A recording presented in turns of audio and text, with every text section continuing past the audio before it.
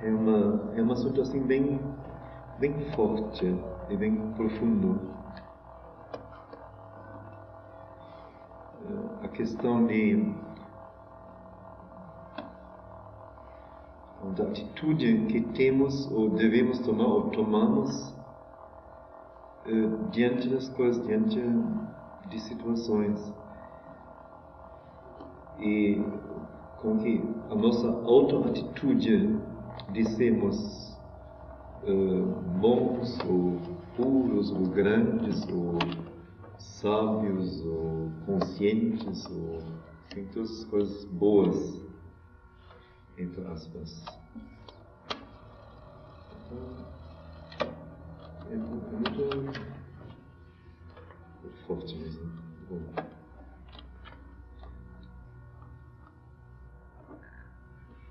Então, mais ou menos no começo de um pensamento de Sri Aurobindo, bem curto, bem conciso: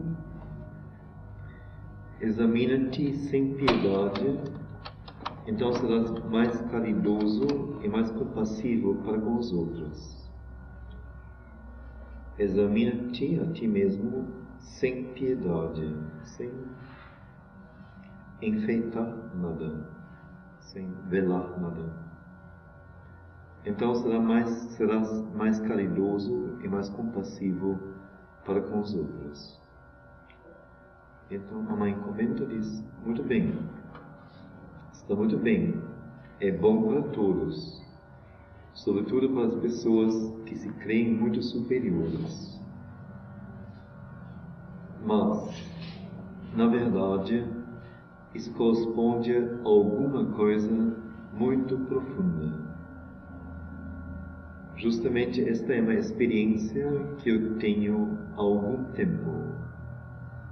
É quase como uma revirada de atitude. No fundo, os homens sempre se julgaram como uma espécie de vítimas importunadas pelas forças adversas. E aqueles que são corajosos lutam, os outros se lamentam. Porém, cada vez mais, eu tenho uma visão muito concreta do papel que desempenham as forças adversas na criação, da necessidade, por assim dizer, absoluta delas existirem, para que possa haver progresso nela e para que a criação retorne à sua origem. Leio mais uma vez. No fundo, os homens sempre se julgaram como uma espécie de vítimas importunadas pelas forças adversas. E aqueles que são corajosos lutam, os outros se lamentam. Porém, cada vez mais, eu tenho uma visão muito concreta do papel que desempenham as forças adversas na criação, da necessidade, por assim dizer, absoluta delas existirem, para que possa haver progresso nela, na criação, e para que a criação retorne à sua origem. É a visão tão clara de que, em vez de pedir a conversão ou a abolição das forças adversas, é a sua própria transformação que é preciso realizar, quer dizer, a sua da pessoa, nossa, do indivíduo. É a sua própria transformação que é preciso realizar, pela qual se deve rezar, que é preciso efetuar. Isto, do ponto de vista terrestre, eu não me coloco do ponto de vista individual. Do ponto de vista individual nós conhecemos. É do ponto de vista terrestre. E esta era a visão, de uma só vez, de todos os erros, de todas as incompreensões, de todas as ignorâncias, de todas as obscuridades e, pior do que isso tudo, de todas as más vontades da consciência terrestre que se sentiram responsáveis pela prolongação destes seres e destas forças adversas e que os ofereceram numa grande aspiração, mais do que uma aspiração, uma espécie de holocausto, para que as forças adversas pudessem desaparecer, para que não tivessem mais razão de ser, não ficassem mais aí como indicadores de tudo o que deve mudar. Tomamos esta parte aqui. A visão tão clara de que, em vez de pedir a conversão ou a abolição das forças adversas, eu me corrijo, não estava certo, é a sua própria transformação das forças adversas. Mas isto implica em nossa transformação. Nós falaremos da transformação das forças. A visão tão clara de que, em vez de pedir a conversão ou a abolição das forças adversas, é a sua própria transformação que é preciso realizar, pela qual se deve rezar, que é preciso efetuar. Isto do ponto de vista terrestre. Eu não me coloco do ponto de vista individual. O ponto de vista individual nós conhecemos. É do ponto de vista terrestre. E esta era a visão, de uma só vez, de todos os erros, quer dizer, não mais individualmente, não meu erro, o erro da pessoa, mas de todos que existirem sobre a Terra, de todas as incompreensões, de todas as ignorâncias, de todas as obscuridades, e pior do que tudo isso, de todas as más vontades da consciência terrestre, que se sentiram responsáveis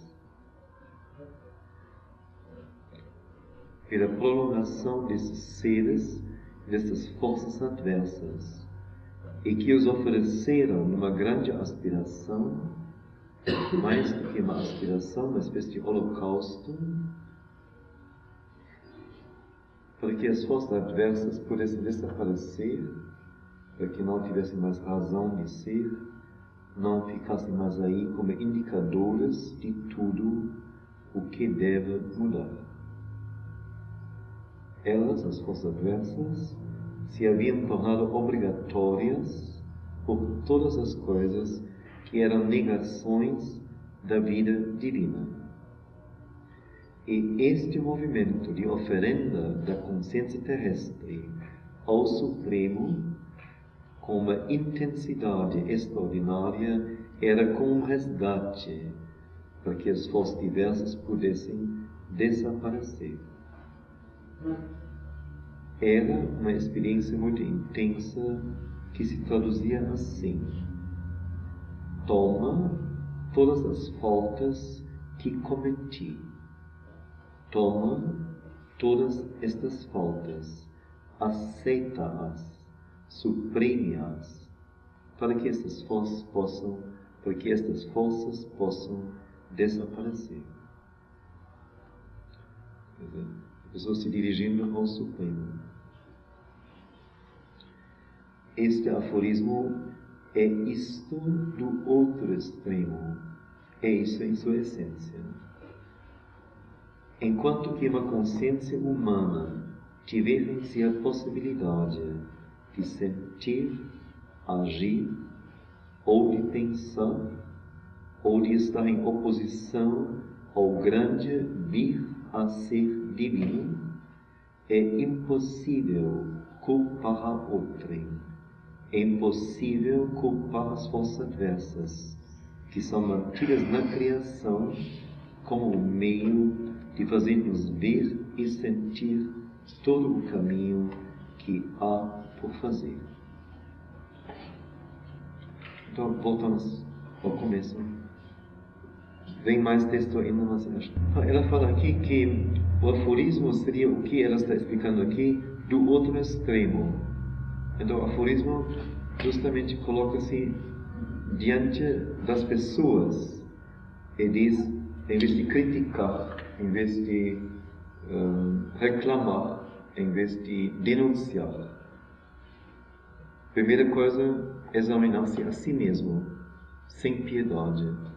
Quer dizer, enquanto houver em você uma só falta, uma só má vontade, uma só negligência, você não tem direito nenhum de denunciar ou culpar ou reclamar de um outro. Você então será mais caridoso e mais compreensivo para com os outros. Se você tem visão de sua própria imperfeição ou mais do que isso. Isso seria então o ponto de vista individual. Então ela não está examinando, ela está aqui falando do ponto de vista terrestre, para a Terra toda.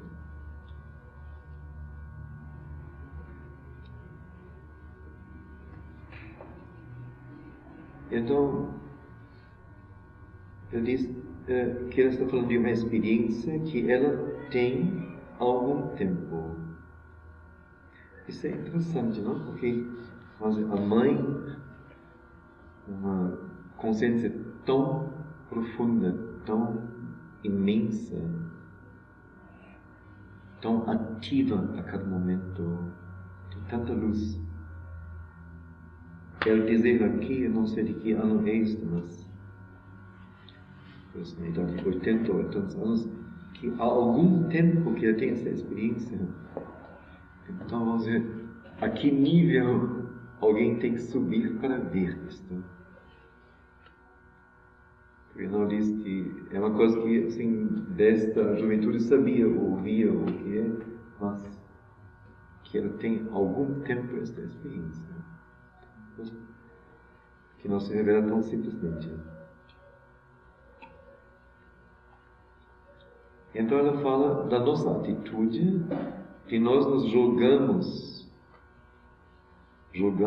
como uma espécie de vítimas importunadas pelas forças adversas. Então, me aconteceu isto, ou quis fazer isto, mas não deu, porque aquela coisa não estava pronta, aquela coisa interveio, o que foi. Não podia comparecer, porque na última hora me aconteceu isso, aquilo. Prometi fazer isso, mas infelizmente assim não deu, o carro pifou, o que é. Sempre alguma coisa, sempre. Que intervém, que interfere, que impede, sempre. E são coisas leves que eu digo agora aqui. Coisas mais pesadas, mais maiores. Então, como se tivesse um exército, como disse, de forças adversas, com a tarefa de nos atrapalharem e impedirem que a gente possa realizar as coisas diretamente, de maneira pura, clara, aberta, verdadeira, etc. Então nunca somos nós, são as forças adversas.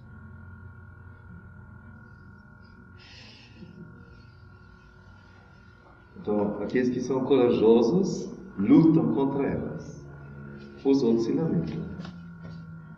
Porém, diz ela, nada disto.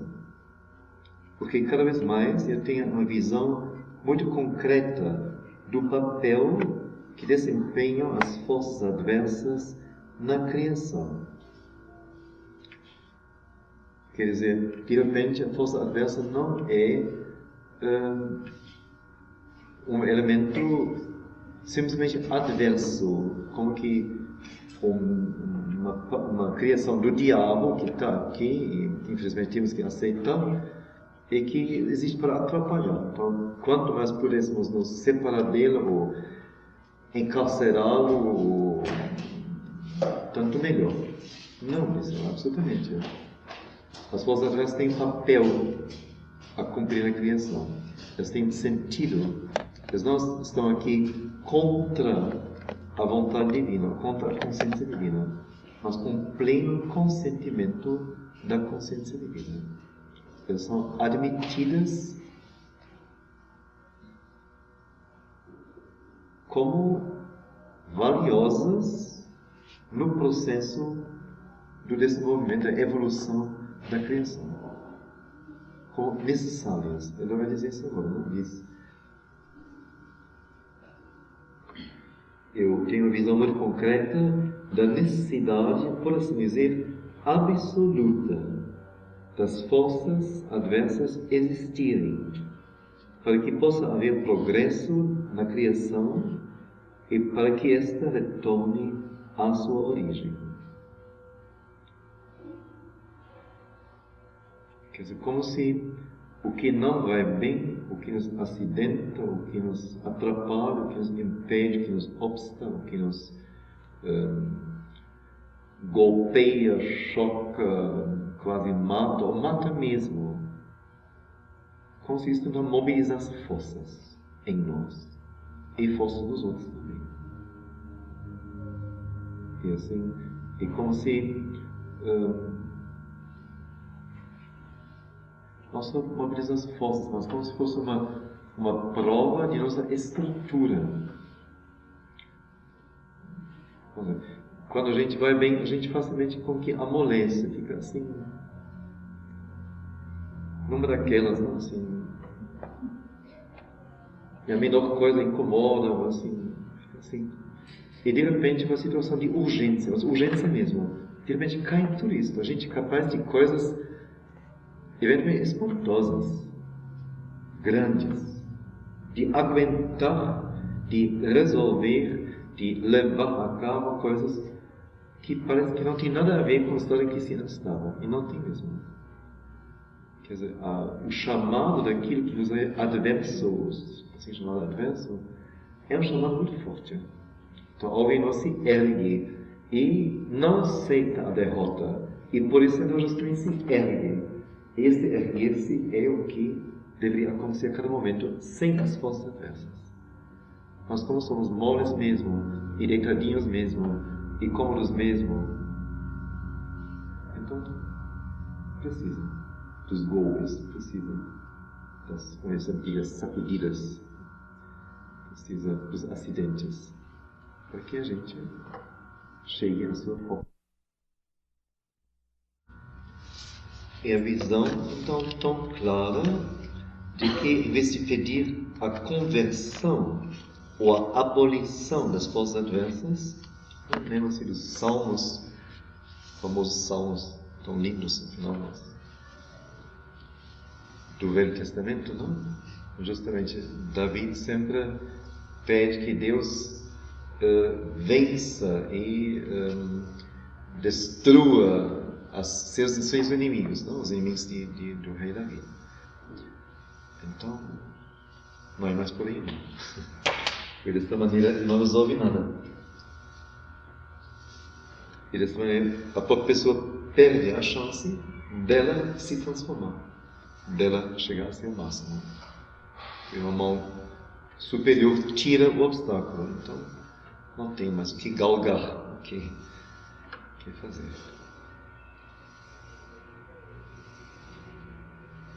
Então, em vez disto, da abolição das forças adversas, é a sua própria transformação que é preciso.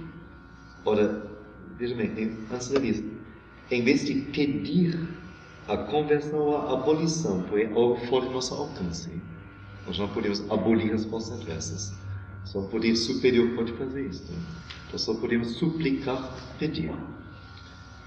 Agora, no caso da transformação, ele diz, é a sua própria transformação que é preciso realizar. Não diz, não, em vez disso, então peça para que ele transforme as forças. Não. Agora somos nós. Pela qual se deve rezar, e logo acrescenta, não conhece assim, o ser humano, diz, não fique na prece, na reza, que é preciso efetuar. Então, duas vezes ele diz, realizar e efetuar, uma vez rezar. Linguagem muito clara. Isto do ponto de vista terrestre. Eu não me coloco do ponto de vista individual, porque isto nós conhecemos. é do ponto de vista terrestre. Quer dizer, o destino individual é limitado e é pequeno em relação ao destino do todo. E o que interessa cada vez mais e mais preciso é este grande destino.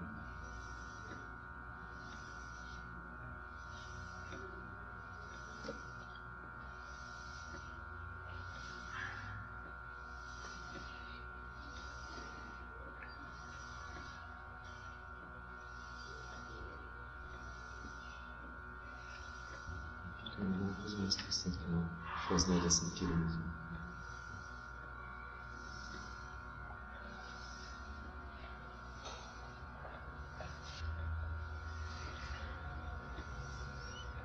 Aqui falta uma linha toda que explique a coisa.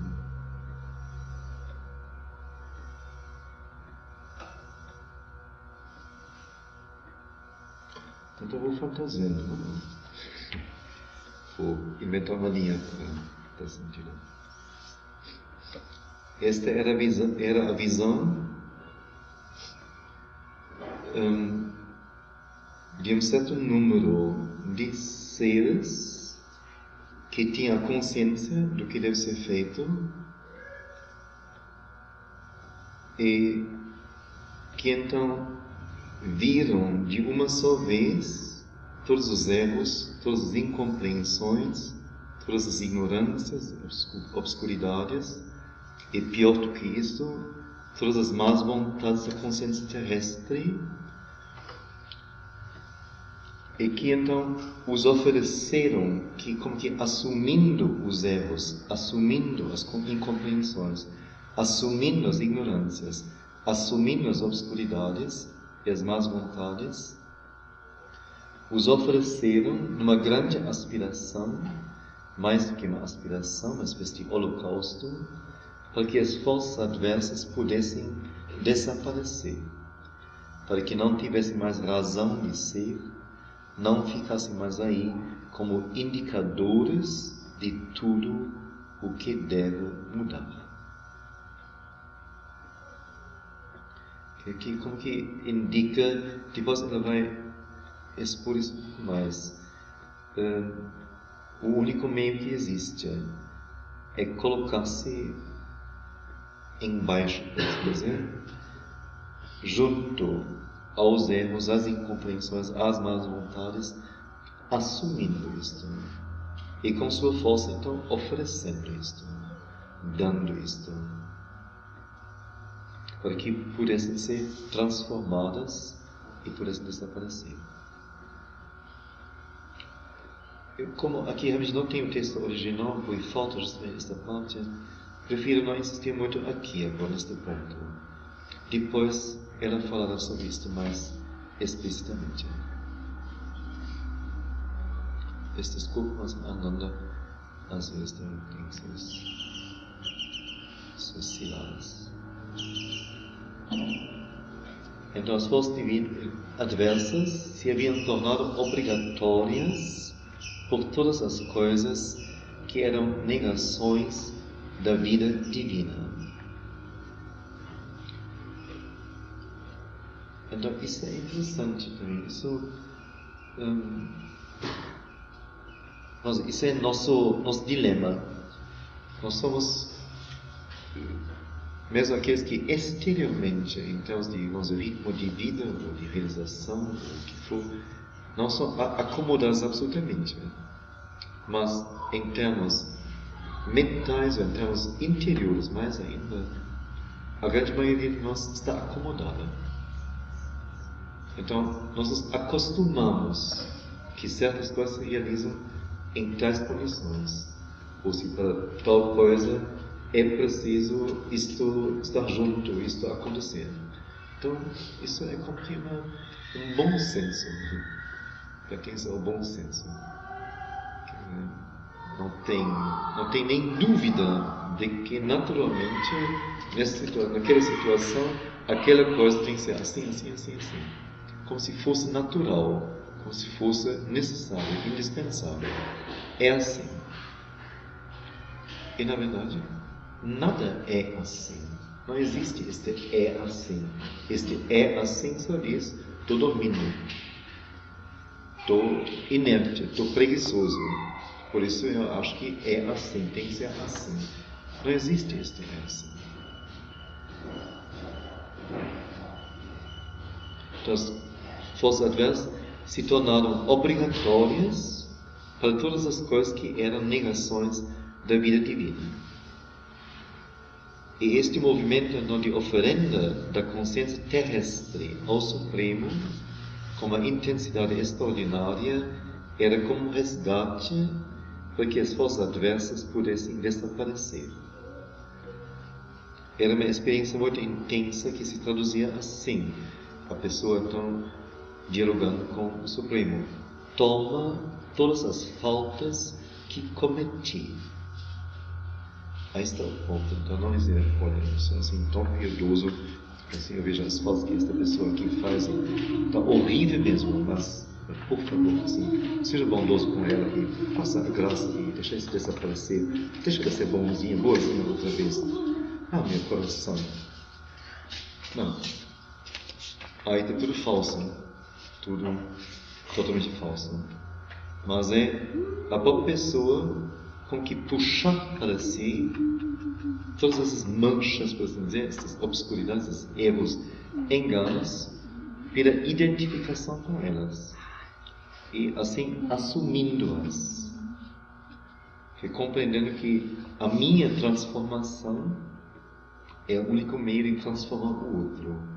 E eu, então, para a minha transformação, preciso da ajuda divina. Então, me dirijo para lá. Então, toma todas as faltas da terra que eu cometi. Toma todas essas faltas, aceita-as, suprime-as, para que essas forças possam desaparecer.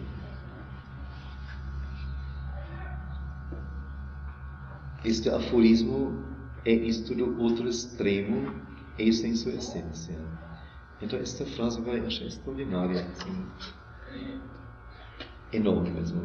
Enquanto que uma consciência humana tiver em si a possibilidade de sentir, agir, ou de pensar, ou de estar em oposição ao grande vir a ser divino, então é impossível culpar a outrem.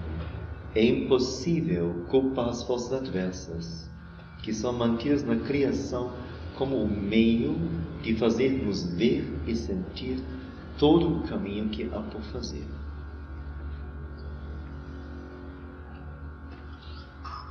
Enquanto que só uma consciência humana, uma de todos nós, tivesse esta possibilidade de estar em oposição ao grande vir a ser divino, ou de sentir uma oposição, ou contra, ou de agir contra, pensar contra. Então, é impossível culpar as forças adversas. Quer dizer, a não ser que nós sejamos todos absolutamente limpos, de maneira absoluta. Nós não podemos culpar a nada e a ninguém. Absolutamente. Quer dizer, é a condição, a única condição.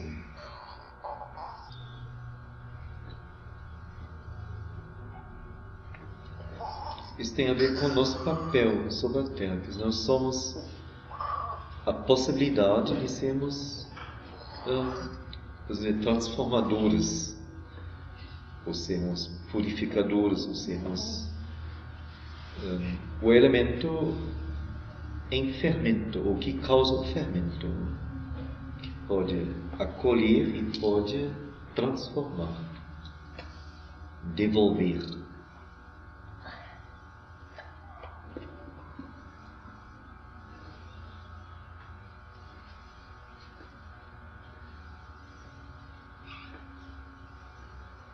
Então ele diz, o estado em que eu me encontrava era como uma lembrança que está eternamente presente desta consciência de amor supremo que o Senhor emanou sobre a terra, na terra, ela repete, para reconduzi-la a Ele. Porque isto era realmente a descida na mais total negação divina, a negação da própria essência da natureza divina e, consequentemente, o abandono do estado divino para aceitar a obscuridade terrestre e reconduzir a Terra ao estado divino. E a menos que este amor supremo se torne todo poderosamente consciente aqui sobre a Terra, o retorno não poderá jamais ser definitivo.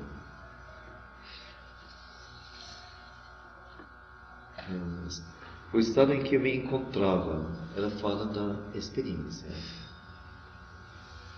Era como uma lembrança que está eternamente presente, desta consciência de amor supremo que o Senhor emanou sobre a Terra, na Terra, para reconduzi-la a Ele. Então, como se a consciência da Mãe,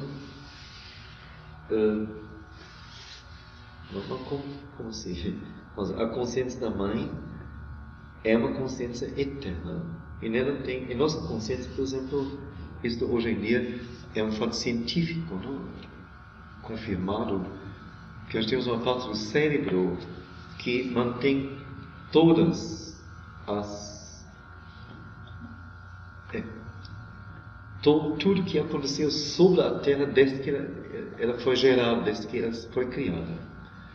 Quer dizer, em nós está toda a história, todo o devir, toda a evolução da Terra. Não só da espécie humana e não só do reino da vida, mas tudo que existe. Está tudo estocado em nós.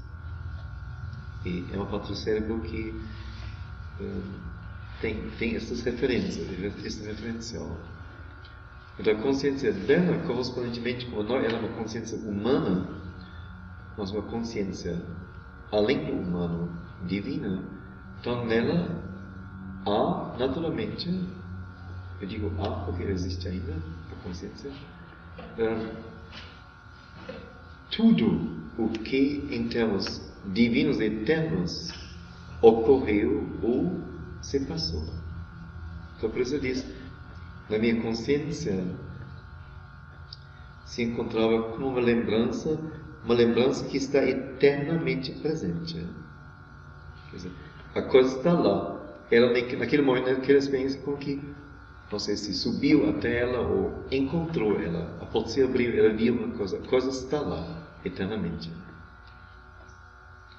Então a lembrança desta consciência de amor supremo que o Senhor emanou sobre a Terra, na Terra, para reconduzi-la a Ele.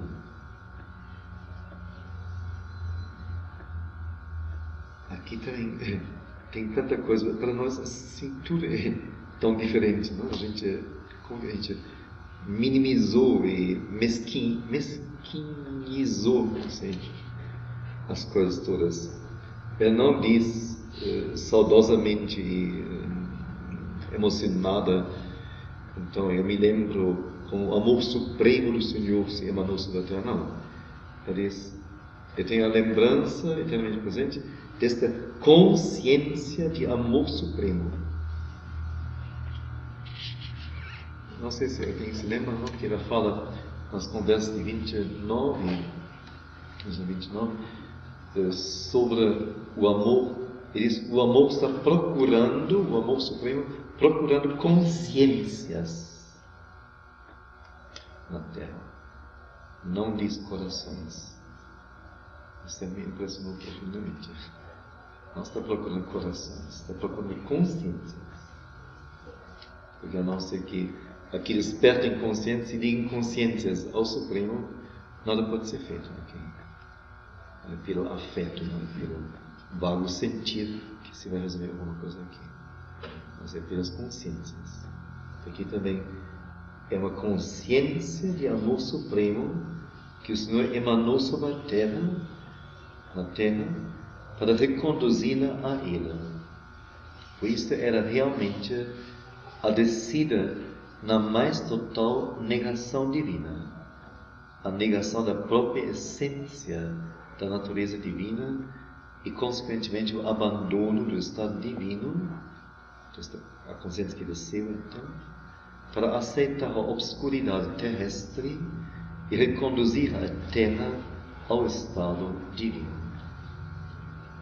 E a menos que este amor supremo se torne todo poderosamente consciente aqui sobre a Terra, o retorno não poderá jamais ser definitivo. Este é o nosso papel. Completamente falando de o amor está procurando consciências. Aí justamente, a menos que este amor supremo se torne todo poderosamente consciente aqui sobre a Terra. Então, como é que ele pode se tornar consciente? Senão, comungando ou penetrando as consciências, e as consciências se abrindo a ele e abrigando-o e trabalhando para ele, emanando-o. Fora isso não tem. Não vão ser os ratos, não vão ser os rabanetes que vão abrigar a consciência divina. Com certeza não. Então, nosso papel é um pouco melhor do que rabanete e rato. Só que custa um pouco esta questão.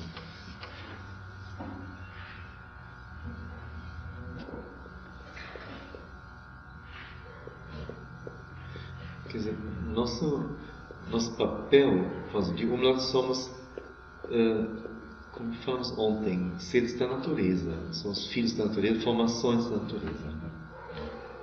Fala em aparato, máquina, usando termos de própria Sheila Benui também. Isso é um lado, isso é o que nos capacita para fazermos um trabalho aqui. Se fôssemos de ar e éter e fogo celeste, então não poderíamos fazer nenhum trabalho aqui. Mas como somos da própria matéria das coisas, e organizados, inclusive, no mesmo sentido, então isto nos torna bastante próximo às coisas. Mas por outro lado, justamente temos esta, como lemos hoje de manhã, não? Uma parte nossa está envolvida, somos duplamente envolvidos, diz Shalabindra. Uma parte nossa está envolvida numa inconsciência, subconsciência, e a outra parte numa supraconsciência. Então, a subconsciência, a inconsciência, aceitamos até com algum gosto. E a psicanálise e tudo mais assim nos ajuda a fazermos lá uma ordem ou nadarmos um tanto lá. E é assim, gostoso. Para a supraconsciência ninguém fala. Nem fala. Ou se fala, então é uma supraconsciência.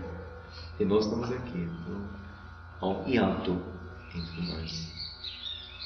Quando ele diz, não, estamos duplamente envolvidos, tanto para lá quanto para cima, do mesmo jeito.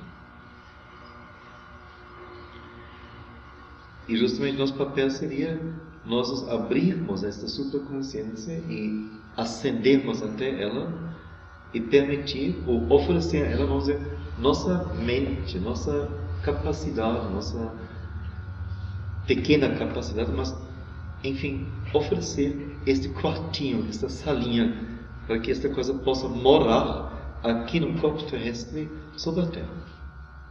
Aí está tudo feito. Já está tudo feito, mas isso é o essencial. Quer dizer, aqui nós damos espaço em nós, espaço em nossa existência. Esta é toda a questão. O resto é tudo, não leva a nada, afinal, só confunde. Só confunde.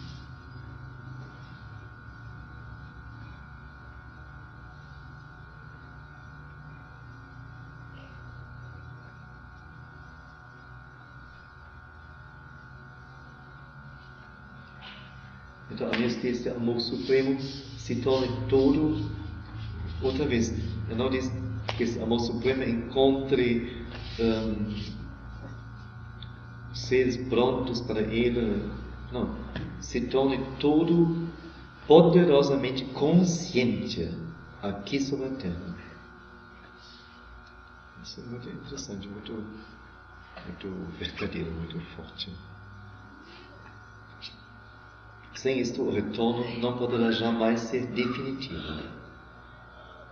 Esta experiência ocorreu após a visão do grande vir a ser divino, e eu me perguntava, já que este mundo é progressivo, evolução, já que ele se torna cada vez mais o divino, evolução em direção à perfeição, à luz. Não haverá sempre este sentimento tão profundamente doloroso da coisa que não é divina, do estado que não é divino relativamente àquele que se deve tornar. Não haverá sempre o que se chama de forças adversas, isto é, alguma coisa que não siga harmoniosamente o movimento. Então ela vê o grande vir a ser divino e se pergunta, já que este mundo é progressivo, já que ele se torna cada vez mais o divino, não haverá sempre esse sentimento tão profundamente doloroso da coisa que não é divina, do estado que não é divino relativamente àquele que se deve tornar? Não haverá sempre o que se chama de, aspas, forças adversas, fecha aspas? Isto é, alguma coisa que não siga harmoniosamente o movimento? Então veio a resposta, veio a visão. 2 pontos. Não, é justamente o momento dessa possibilidade que está próximo. O momento da manifestação desta essência de amor perfeito que pode transformar esta inconsciência, esta ignorância, esta má vontade dela decorrente em uma progressão luminosa, alegre, sedenta de perfeição, toda compreensível. Então ela se pergunta, o mundo é progressivo, mas então não vai ter sempre esses elementos que não têm harmonia com o progresso, que sempre atrapalham, sempre pesam. Então veio a resposta, veio a visão. Não! É justamente o momento dessa possibilidade que está próximo. O momento da manifestação desta essência de amor perfeito que pode transformar esta inconsciência, esta ignorância, esta má vontade dela decorrente, transformá-la em uma progressão luminosa, alegre, sedenta de perfeição, toda compreensível. Isso era muito concreto e correspondia a um estado em que a pessoa se identifica tão perfeitamente a tudo o que é, que ela se torna tudo o que é antidivino, de uma forma concreta. E ela pode oferecê-lo, pode realmente transformá-lo através da oferenda.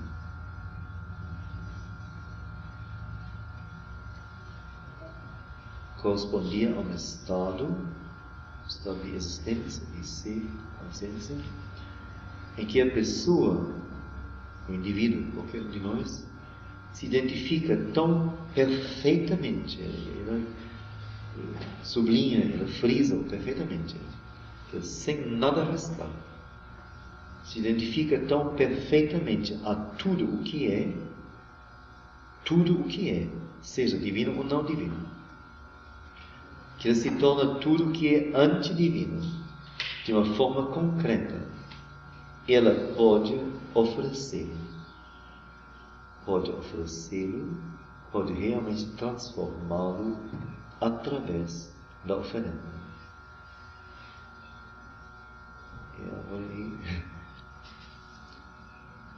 No fundo, esta espécie de vontade de pureza, de bem nos homens, que se traduz na mentalidade comum como a necessidade de ser virtuoso, que é o grande obstáculo ao verdadeiro dom de si.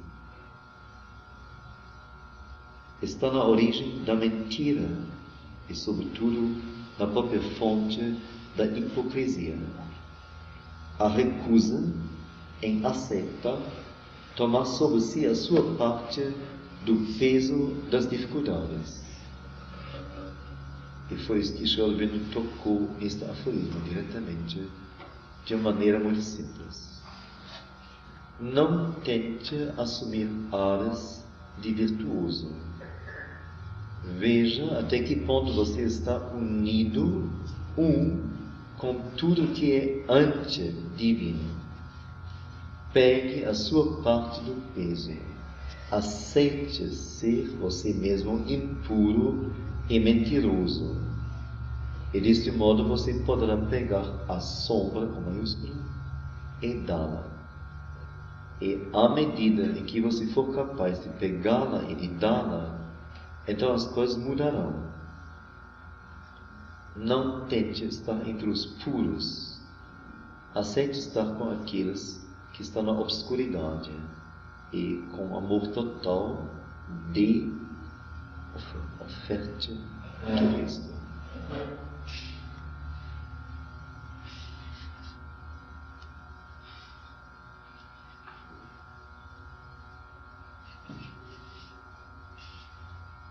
No fundo, essa espécie de vontade de pureza, de bem nos homens, que se traduz na mentalidade comum com a necessidade de ser virtuoso. Isto é o grande obstáculo ao verdadeiro dom, à verdadeira doação de si. Está na origem da mentira e, sobretudo, na própria fonte da hipocrisia.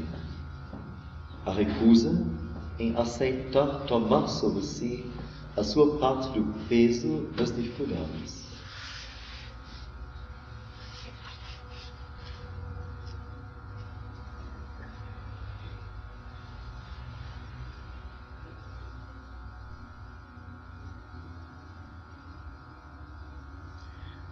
A gente entende e eu também não entendo isso. E parece que isso deve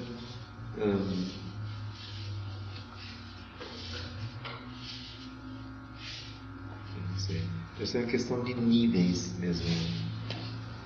Eu penso na história, por exemplo, de Van Gogh. Vincent Van Gogh, um pintor holandês. Ele, antes de se decidir, antes do ser interior dele se decidir sobre ele que será pintor, realmente, ele foi uma pessoa de muita pureza, muita lealdade. E como rapaz, ele tem um tio, me parece, que fez assim, evangelização, alguma coisa nesse sentido, movimento cristão, na Holanda, e ele ajudou a ele, assim, mais na parte administrativa, burocrática, e depois se tocou com uma coisa. E então a atitude dele era total, de muita pureza, total. E assim, impossível. Ele então se colocou ao lado dos mineiros, que na Holanda, na Bélgica, havia as minas, e isso era, Van Gogh, 1850 até 1800, fim do século, não? Segunda metade do século passado. Quer dizer, havia ainda realmente o capitalismo total e a exploração total, eram escravos, não? Era assim, estado assim, miserável mesmo, totalmente. Nosso trabalho, nossa moradia, o salário, tudo, condição toda. E ele então, como que pegou o Evangelho e se colocou junto a eles numa favela e dormindo com eles e comendo com eles e não sei se começou a trabalhar mesmo. O resultado não aguentou. Adoecia miseravelmente, a família tinha que vir e pegá-lo e levá-lo de volta. no fundo, vamos dizer, a mim, assim, aparece como a própria coisa, não? Assim, se deve ser total e se a gente deve se identificar, então teremos que pegar, assim, o primeiro vagabundo na rua e a primeira criança numa luz de tráfego, né, que está aí pedindo esmola ou querendo vender uma coisa e botar no carro e levar para casa e cuidar dela. Mas a experiência ensina que não funciona realmente. Que a gente não está equipado para isso. Não tem a paciência, não tem o tempo, não tem a condição. Me lembro também São Francisco, vamos dizer, se diz, mas o que se diz tem alguma coisa na teoria, que ele normalmente passou por um leproso, não? Na estrada, eu contei isso já, mas e passou e parou e voltou, culpando-se que tivesse assim sentido uma aversão, com que o seu ser nervoso recusando aquela criatura lá, um estado tão horrível, terrificante. E sentou junto a ele e o beijou e não sei, fez o que para ele. Então isso para nós é santidade. Então, nós orgulhamos dos santos, rezamos por São Francisco, Santo Antônio. E são eles que fazem isso, a gente não precisa. Não é fácil. Enquanto ele fez o que o homem deveria fazer. Né? Eu não digo, aí justamente parece a forma, ao meu ver, não seria a única forma de fazer em termos físicos, diretamente.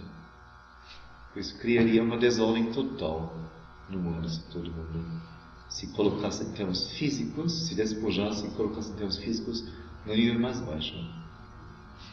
Acho que isto não corresponderia àquilo que deve ser.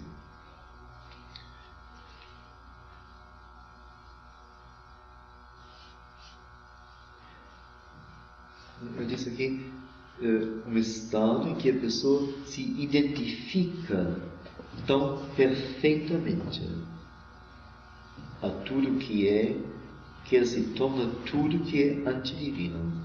Quer dizer, que a pessoa acolhe em si tudo o que existe, tudo, sem exceção. Mas, ao meu ver, no seu nível e com seus meios,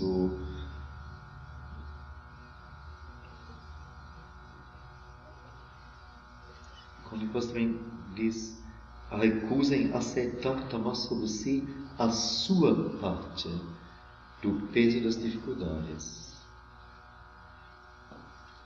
Eu penso que a coisa esteja aqui, que se cada um fosse atento e não tentasse fugir daquilo que se coloca para ele, o seu nível, estado, grau, consciência, força, mas assume isto e acolhe, transforma, lida com isto. Ao meu ver, nesse momento, se todo mundo fizesse isto, as coisas seriam resolvidas, seriam decididas.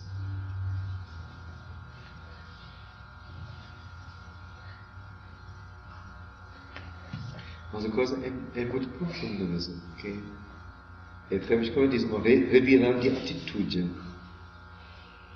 Ao meu ver, realmente a atitude de Van Gogh não é a atitude certa. Ele não correspondeu ao divino em si, que o fez ser aquela sensibilidade, aquele enorme talento, aquele gênio mesmo de criar algo. Ele não podia jogar isso no lixo. Isso não é possível. Não é certo. Isso não podia dar certo. Ou só se estivesse no cume da sua consciência, no cume da sua maturidade, e decidisse com toda consciência, mas consciência de si, elaboração de si, que ele vai lá. Aí seria uma outra coisa, mas aí temos que caminhar muito.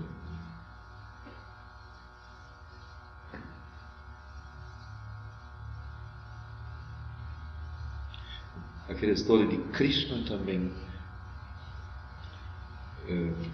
Krishna é convidado para a janta de homem rico e assim, uma mesa fartíssima e belíssima, com 1000 pratos e 1000 também objetos preciosos, vasilhas de prata, de ouro, etc.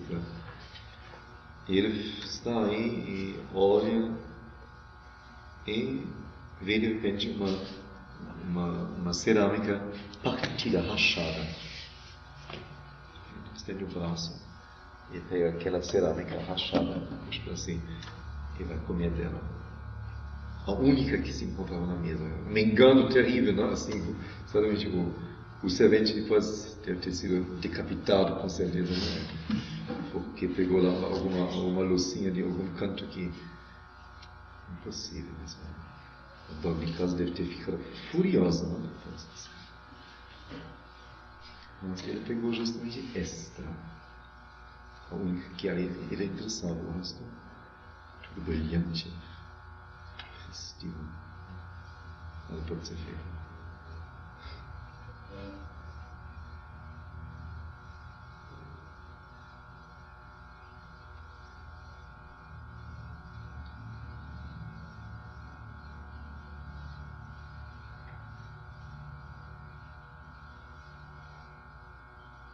Mas, assim, só para dizer sinto, eu nem vejo com clareza ainda, mas eu sinto, abre realmente assim, uma problemática toda de nossa vida, nosso ser, nossa existência. E como digo, nos vejo tão acostumados, tão habituados, tão seguros no falso, no mentiroso, no que não deve ser, e que se estabeleceu como aquilo que é, assim é. Que vai ser muito difícil a gente sair assim.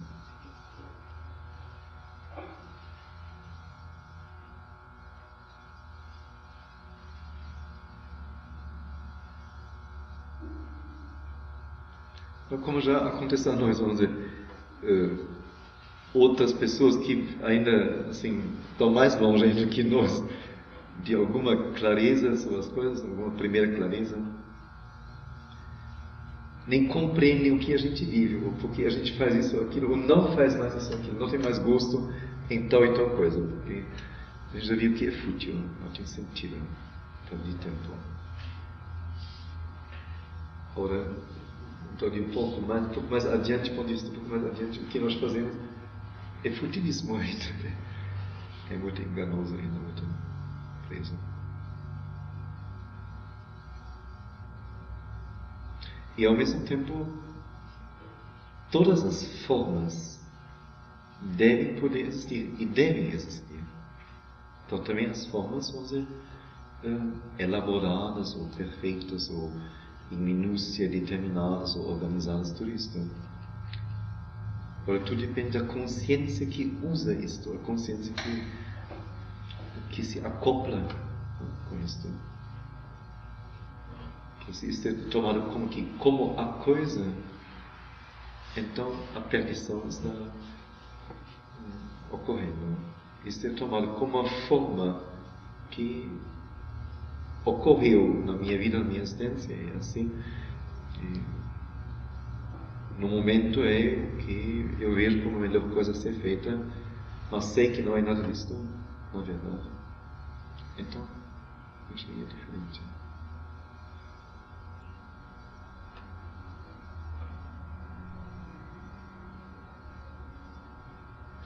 O final é tão forte.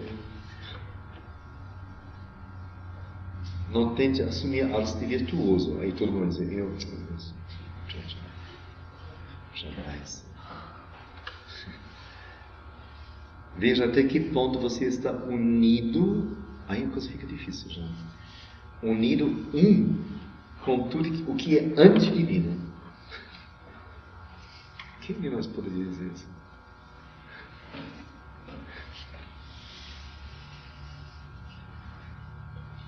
Pegue a sua parte do peso. Aceite ser você mesmo impuro e mentiroso.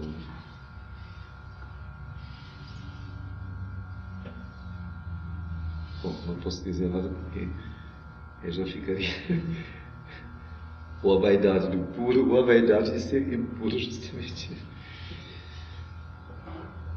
E deste modo você poderá pegar a sombra com maiúscula e dá-la. E à medida que você for capaz de pegá-la e de dá-la, então as coisas mudarão. Não tente estar entre os puros.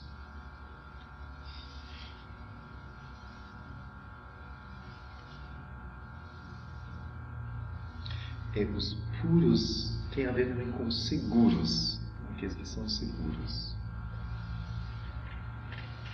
Eu penso em certas sociedades ou grupos, mesmo religiosos, espiritualistas, não quer dizer nenhum nome, não me cabe, não posso. Mas onde vamos a segurança do ritual, ou da roupa, ou não sei, de uma forma determinada, assim tão total, não, que as pessoas assim vestem isso como uma segurança total.